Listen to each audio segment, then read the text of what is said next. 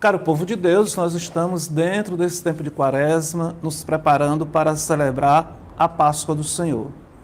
E celebrar a Páscoa do Senhor não é algo qualquer, é algo muito especial. Nós vamos nos unir àquela semana santa, aquela semana muito especial da vida do Mestre, que ele chamou da sua hora, era para aquela hora, foi para aquela hora que ele veio. A gente pensando assim, de uma forma muito rápida, mas o que foi a Semana Santa? A Semana Santa foi a semana que o Senhor, o Filho de Deus, foi para Jerusalém, sabia que ia ser preso, ia ser julgado, condenado, ia ser morto, mas haveria de ressuscitar.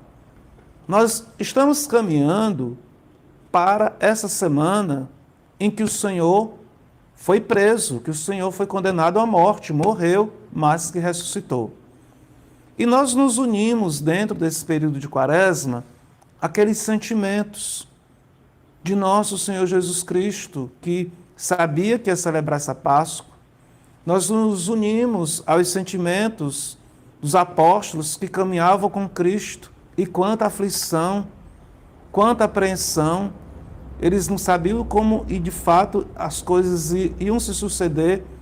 Sabiam que o Senhor estava sendo ameaçado de morte. Que coisa terrível isso, uma pessoa ser ameaçada de morte.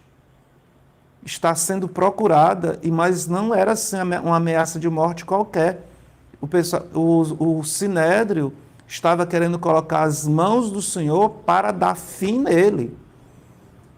E o Senhor sabia que isso iria acontecer. Em muitos momentos, o Cristo, quando queriam prendê-lo, o Senhor desaparecia. Era uma coisa assim, muito estranha. Se relata nos evangelhos que o Senhor estava no local e de repente não se encontrava mais. Mas ali naquela Semana Santa, o Senhor se deixou prender. E a gente sabe que essa missão do Cristo, essa hora do Cristo, nessa semana de Páscoa, que ele foi lá celebrar, era muito decisiva para ele. Ele poderia não ter ido. As pessoas ficavam perguntando, será que ele vem para a festa? Será que ele vai vir? O Senhor também nos disse, nos recomendou que quando nós fôssemos perseguidos, nós fôssemos para outros lugares. O Senhor nos deu essa condição, essa liberdade, caso a gente seja perseguido, de procurar um outro lugar. Mas ele não foi para outro lugar. E ele sabia que, indo lá para Jerusalém, iriam prendê-lo, e ele se deixou também, de uma certa forma, prender. Porque nós temos, quando o Senhor celebra a Páscoa, ele vai depois orar lá no Monte das Oliveiras, no Getsêmani. Mas, ora, você sabia que ele ia para lá rezar? Judas sabia que ele ia para lá rezar?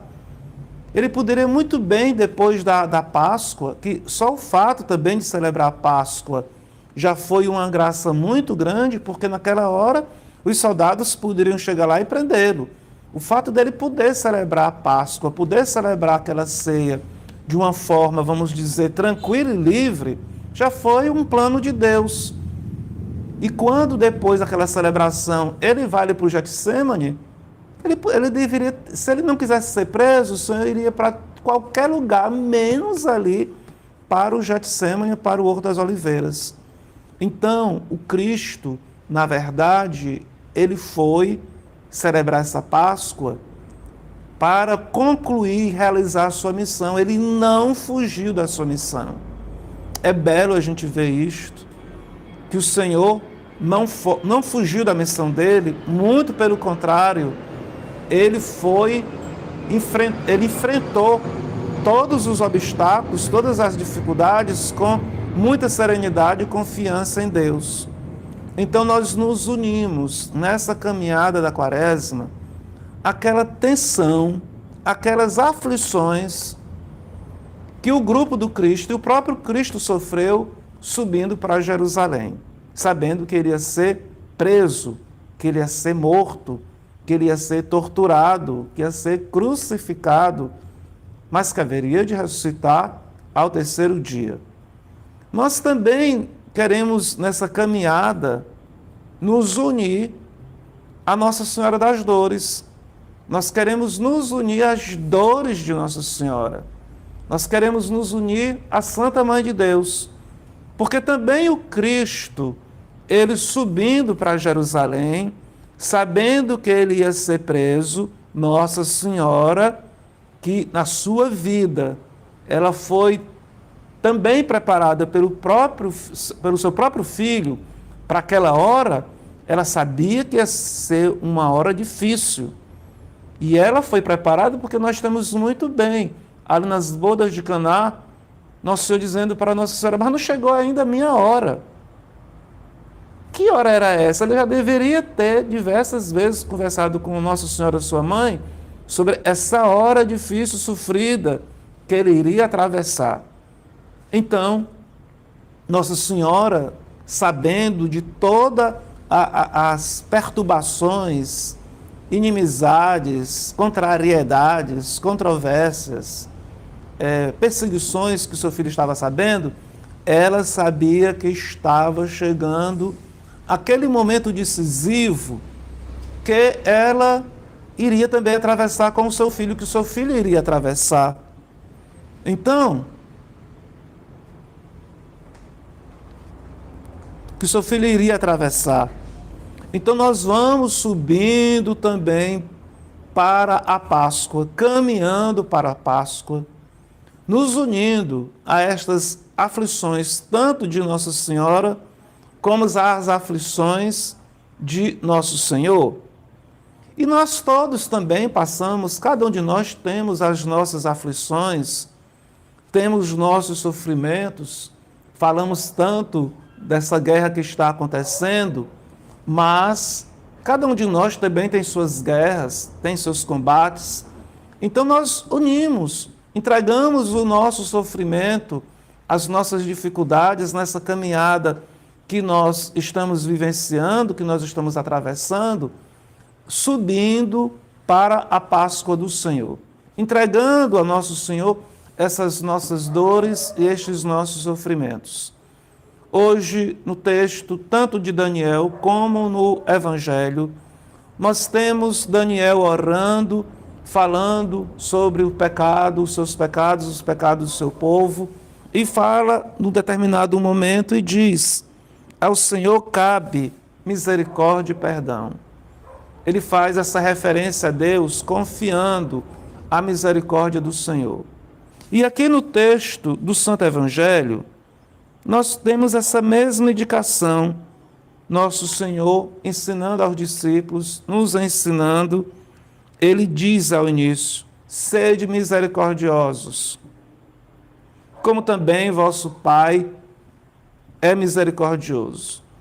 Eu acho bela esta anotação que o Cristo faz sobre o Pai do céu, sobre o seu Pai, sobre o nosso Pai, que Deus é misericórdia. Primeiro porque Jesus Cristo não tinha pecado, Jesus Cristo não pecou, Jesus Cristo não precisava desse perdão do Pai, mas ele tinha essa experiência, essa certeza que o Pai era misericórdia. Já aqui Daniel, ele confiava nessa misericórdia de Deus, mas sabia que ele, o povo, tinha pecado. Essa experiência da misericórdia de Deus é algo que deve nos chamar muita atenção, porque o texto, ele diz para a gente ser misericordioso, mas nos dá motivação para essa misericórdia, porque também o vosso Pai é misericordioso. Nós precisamos ser misericordiosos. Qual é o motivo para nós usarmos de misericórdia para com os outros? Por causa que o Pai é misericórdia. Essa experiência da misericórdia, nós temos muito forte, eu particularmente acho muito bela, e a irmã Faustina, ela cita isso no seu diário, é a experiência do profeta Jonas. Jonas, que é enviado por Deus para Nínive, para pregar para aquele povo cruel que eram os assírios, os ninivitas, ele não queria ir pregar para Nínive, porque ele sabia que Deus era misericórdia e perdão. E se ele fosse pregar para os ninivitas, que eram os seus inimigos, e se ele se arrependesse, Deus os perdoaria. Mas ele não queria que Deus perdoasse os seus inimigos. porque Jonas tinha essa experiência profunda que Deus era misericórdia e perdão. Eu acho isso tão belo, gente. Eu acho isso tão fantástico, tão maravilhoso. Como é que esse homem lá, né, do Antigo Testamento, lá das antigas, ele tinha essa experiência tão profunda com Deus e descobriu que Deus era misericórdia e perdão.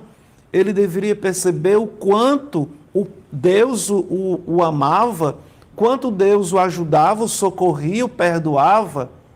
Aqui também, então, nós temos nosso Senhor dizendo, porque o vosso Pai é misericordioso.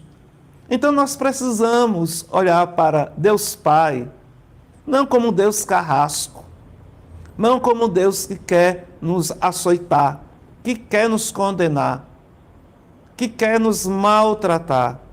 Deus é misericórdia. E nós, cada um de nós, eu, você, todos nós, precisamos no nosso dia a dia, na nossa vida, fazer essa experiência da misericórdia de Deus. E nós podemos fazer essa experiência de diversas formas. Cada um tem a sua inteligência, tem o seu cérebro, os seus olhos, os seus ouvidos, para poder, o seu coração, para poder perceber essa misericórdia de Deus. Essa misericórdia de Deus, ela se derrama em nossas vidas de diversas formas. Cada um dentro na sua realidade. Dentro da minha realidade, dentro da realidade aqui do Lucas, do Maurício, do Renato, da mamãe, da Alba, que estão aqui. Deus manifesta de cada um que está acompanhando essa celebração, essa Santa Missa. Então nós precisamos fazer essa experiência dessa misericórdia do Senhor, que o Senhor nos perdoa. Que coisa mais fantástica, saber que o nosso Deus, Ele não está disposto a nos condenar, mas Ele está disposto a nos perdoar. Deus que criou tudo, Deus que fez tudo, Deus que é o Senhor do céu e da terra, Ele poderia exigir da gente uma vida super correta, uma vida super certinha, sem nenhum erro, sem nem isso, nem aquilo, para poder honrá-lo. Mas o Senhor nos conhece, conhece a nossa fraqueza. E dentro dessa situação que nós vivemos, Ele nos perdoa. E como é belo. Como é belo. Eu sou padre, vocês estão vendo que eu sou padre, né? E ministro, deveria ministrar mais o sacramento da confissão. Mas quando a gente está confessando determinadas pessoas, 30 anos que não se confessavam, tantos anos que não se confessavam, porque um ou outro cometeu coisas bem difíceis e não tinha coragem de vir pedir perdão a Deus. E depois que ia lá, se confessava, porque também o sacramento da confissão é uma expressão dessa misericórdia maravilhosa de Deus. Quando se confessava, tinha coragem de enfrentar a confissão, tirava um peso das costas. Tirava um peso das costas. E quando a gente vai começar a confessar, sempre a gente pergunta, quando foi a última confissão? Aí quando as pessoas me dizem assim, 30 anos, eu disse, meu Deus do céu, 30 anos? Como é que pode? A pessoa passar 30 anos sem se confessar? Nossa Senhora diz que nem existe nenhum ser humano na vida que possa passar mais do que um mês sem se confessar. Então, assim, é muito belo, é muito maravilhoso saber que Deus nos perdoa, nos dá uma nova chance, nos dá uma nova oportunidade para recomeçar a vida, recomeçar a caminhada. E se Deus nos dá essas novas oportunidades, essas novas chances, por que nós não poderíamos traduzir também para as pessoas esta misericórdia? É muito dito vamos dizer, as características de Deus, né? O modo de Deus ser, a justiça e a misericórdia. Nenhum de nós, gente, nenhum de nós se salva se Deus aplicar a sua justiça nas nossas vidas. Porque pelo que nós fazemos e deixamos de fazer, o que nós merecemos mesmo, infelizmente, é um inferno. Se Deus fosse ser mesmo justo conosco, nós não nos salvaríamos. Mas nós não somos julgados pelo Senhor, não é pela sua justiça, é pela sua misericórdia. É por causa da misericórdia de Deus que nós somos salvos. É por causa da misericórdia de Deus que Ele enviou o seu Filho. É por causa da misericórdia de Deus que Nossa Senhora suportou tudo o que ela suportou naquela Semana Santa ao lado do seu Filho. Então Deus nos julga pela misericórdia. É pela misericórdia do Senhor que nós haveremos de participar dos céus. Mas para Deus utilizar de misericórdia para com a gente, nós precisamos ser misericordiosos para com os outros. Isso aqui é algo muito decisivo dentro da nossa vida. Se nós queremos receber a misericórdia de Deus, particularmente no dia do julgamento, nós precisamos ser misericordiosos com as pessoas. E da forma que nós formos misericordiosos, quanto mais misericordiosos nós formos, mais alcançaremos misericórdia. Por isso que o Cristo diz aqui também, todo o Evangelho, ele está girando em torno dessa questão da misericórdia. Perdoai, sereis perdoados. Não condeneis e não sereis condenados. Não julgueis e não sereis julgados. Com a mesma medida com que medirdes os outros, vós também sereis medidos. Então nós precisamos ter cuidado com isso. Porque da forma que a gente podemos prestar atenção, no silêncio do nosso coração, quando a gente estiver medindo as pessoas, se a gente não faz tal qual ou pior. Então a gente precisa ter muita calma com esse tipo de coisa. E infelizmente parece que nós somos muito provocados a fazer exatamente o contrário, a não perdoar, a condenar, a medir com uma medida muito pesada, a julgar. Então nós estamos dentro da quaresma. Estamos dentro da quaresma. E a quaresma ela está nos convidando exatamente dentro desses pontos que são tão delicados, que exigem a nossa conversão. O que eu acho maravilhoso, sempre digo isso, o que eu acho maravilhoso nos ensinamentos do Cristo, é que o Cristo, ele não ensina para os outros fazerem e tirar o corpo fora. Aquilo que o Cristo ensina é aquilo que ele vive, aquilo que ele viveu. Sede misericordiosos, como também vosso Pai é misericordioso, perdoar, sereis perdoados. Na cruz, ele subiu, ele viveu aquela Páscoa com esse espírito aqui, de misericórdia. Ele se deixou crucificar, tendo misericórdia no seu coração. Pai, perdoa-lhes porque não sabem o que fazem. Onde é que já se viu isso? Uma pessoa ser assassinada e dizer isso para os seus algozes? Também eu acho maravilhoso o exemplo da Virgem Maria, como nos diz o texto do Evangelho Secreto de Maria. Diz que o texto do Evangelho Secreto comenta que Nossa Senhora vai subindo aquele Calvário com o Senhor, mas no coração da Virgem Maria não havia ódio, só havia amor e perdão. Não teria condições dela ajudar o seu filho a suportar aquela submissão na cruz, se ao ver aqueles algozes, aqueles torturadores, aqueles que maltratavam, que faziam violência com o seu filho, ela ficasse cheia de ódio, estão fazendo isso com meu filho, bando de safado, começasse lá a dizer um monte de coisa, palavrão, faltasse com a paciência, não é? Ela tinha tudo, ela poderia se justificar todos os comportamentos de uma mãe que vê o filho sendo assassinado. Mas Nossa Senhora também ela teve misericórdia naquele momento da hora do seu filho e da sua hora. Não teria outra forma dela ajudar o seu filho naquela missão. E se Nossa Senhora conseguiu ter misericórdia, se Nossa Senhora conseguiu ter misericórdia com seus algozes, e se Nossa Senhora teve força, fé, coragem, generosidade de ser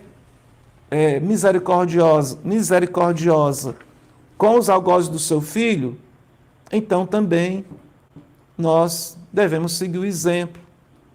Pouco ou muito, mas oxalá que sejamos muito misericordiosos, porque o Pai é misericordioso, porque o Filho é misericordioso, porque a nossa Mãe do céu é misericordiosa. Louvado seja nosso Senhor Jesus Cristo.